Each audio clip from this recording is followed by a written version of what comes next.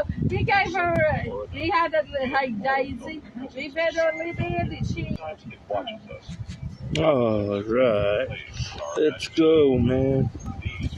Hollywood's greatest stars played endlessly across our television screens. Hey, give your mama a can of, we have mentions in there. Restless spirits, some of them well known, and others with the cemetery. I think of Westwood Memorial Cemetery really as the cemetery of untimely deaths. The most beautiful women who died before their time are buried there. Natalie Wood, Dorothy Stratton, Heather O'Rourke, and Dominique Dunn from Poltergeist. And their most famous resident is Marilyn Monroe. So many people travel to her grave every day.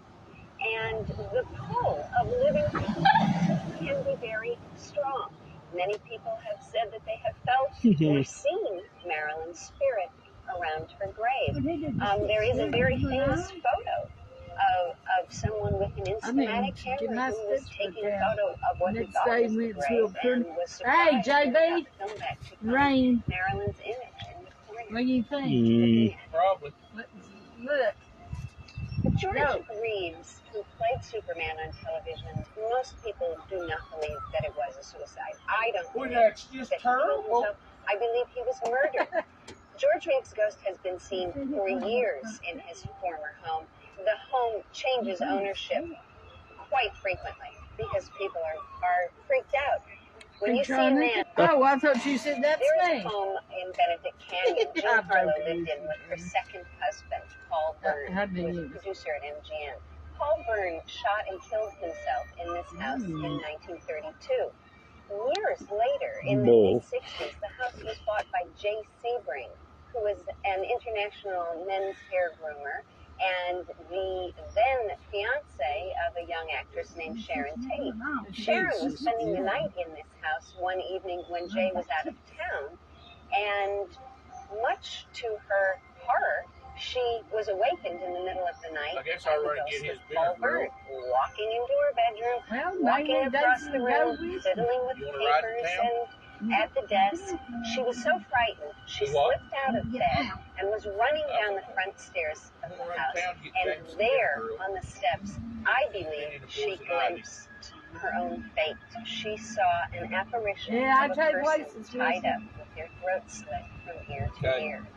She told many friends about what she had seen, and 2 years later, when she died in the exact same fashion, they all believed that she had seen her own fate. The Hollymont House is a house in Beechwood Canyon, built, as far as we can tell, in the early 20s. If you think about it, bring 1 or 2 more My friend Barry Taff, a renowned parapsychologist, lived there for 10 days, and in his 30 years of experience, it was the area of most sustained phenomena, as he puts it, that he's ever encountered. We did witness the first night there a lower cover door in the kitchen. A chair zipped across the room, pinned her to a wall, held her there. It proceeded to speed light. I hope I could bring the church up. Light, say almost fireball lightning flying about the room. Spontaneous fire. Hey, Jonathan. Hold on. After you get, since you're down there, the moment he entered, his hat disappeared from off his head, and they later found it on an inaccessible portion of the roof of the house. And there was also something that was present, a foul odor. Did you tell me this? Oh, never mind the spoon was plastic. The ghost of a woman has been seen in the house. Barry even smelled her perfume. Upon further investigation, Barry found that the house next door was also suffering some of the same sort of paranormal activity, and they found a tunnel under this house next door connecting the two homes. In this tunnel, they found the grave of a woman, simply marked Regina, 1922. The first date for the house that they found was 1924. That's gross. So, someone took the time to bury this woman secretly in this tunnel, yet they took the time to mark it. The majority of the phenomena that I've read about and experienced in terms of my own investigation very benign samples we had. And sometimes it goes beyond benign. It's actually friendly. We had a case where they were funding money. They found thousands of dollars. It was in Van Nuys in 1971, floating down from the ceiling in large denominations. And I said, "What are you worried about? I'll move in. Take a visit." It's But at the same time, he was 6:37. throwing glasses around and pinching the woman in the house. Ooh, that was a pretty blue jay. Another case near Paramount Studios in Hollywood, whatever the phenomenon was cleaning up their apartment when they left. Well, I know Walgreens stays over to 10. I don't know about that. But then we have the It's our wedding day, remember? No. Yes, of course I'm here. Where are you? one of our researchers, cameraman, was killed. I guess we better go there, Mom. I don't Go there first. Hey, you could probably get the Benadryl there too. Kill two birds with one stone if it's open. Researcher Jeff Wheatcraft occurred in September of 1989, while Dr. Barry Taft and his team were investigating Jeff Wheatcraft was physically attacked in his attic on September 4th, Hey, 1989. Can you come over there and chat? No, would that be too far? I'm going to put the lid on it because I don't want that to be red like those other ones was. Thank you for doing that for me. Yeah, you can stick it back under there. It might blow off of it. I don't know.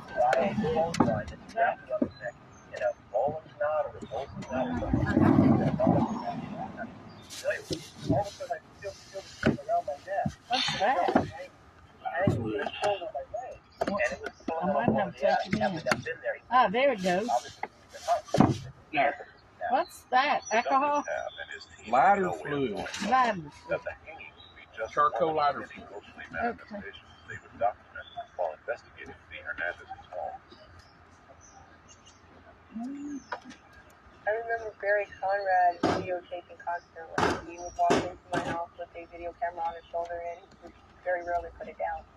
And he was outside filming the house, the exterior of the house, and he walked around to the side and I was behind him and the gate that was on the side of the house, it was a wooden gate, it opened all by itself.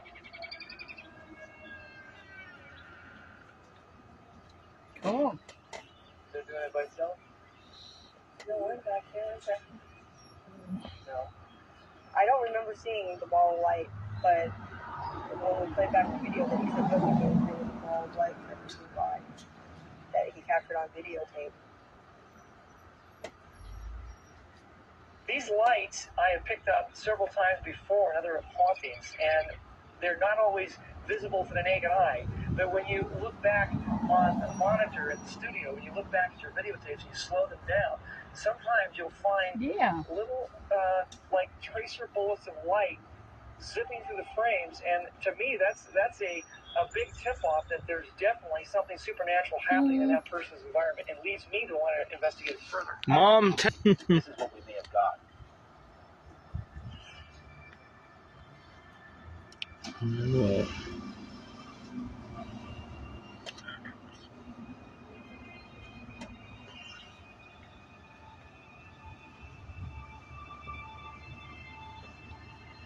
alright, this is...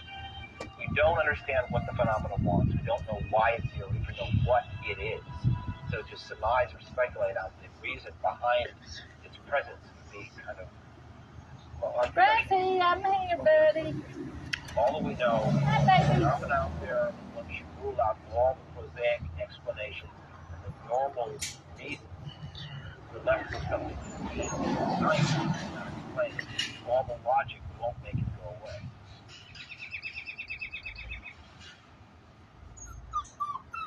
Did Grandma go with him? Mm-hmm. Oh, that's Give him time alone. That's why I do that. Logic and ghostly phenomena don't always seem to go Because hand I in hand. really do want to But the go. more we learn about the spirit world, the more logical it seems. Case in point, the Winchester Mystery House. Since the invention of the repeater rifle in 1866, thousands, perhaps millions of people have been killed by the weapon Oliver Winchester created.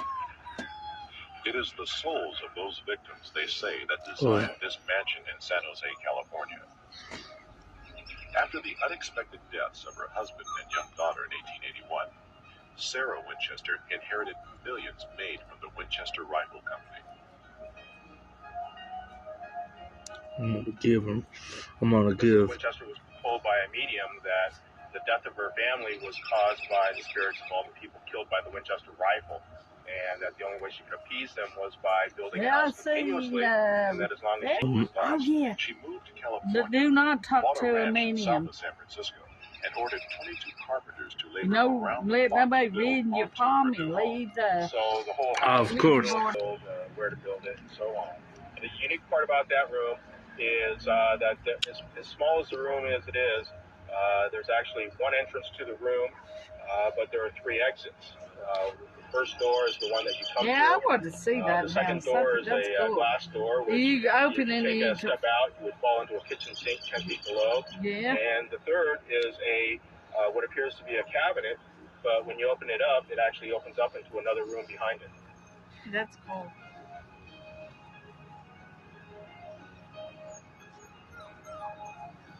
What Sarah Winchester had built was a twisting, turning maze of bizarre structures designed by amiable ghosts to avoid vengeful ghosts. Yeah. She probably made this house as confusing as possible so that the spirits wouldn't be able to find her. She likes it. After over a century of investigation, scientifically, ghosts are not proven, and so I can't No, he can't have none. because that's the kind of people I believe in. On the other hand, I can go into a place and I can get scared. Hey, I say to myself, there's no ghost here. I know there's no ghost here. Why do I feel so freaky? You're dead. Both malevolent and benign. Yeah, benign spirits are forgotten. We travel now Well, just it's north from of Santa Satan. Fe, where in demons. colonial times, Spanish Yep. used to bounty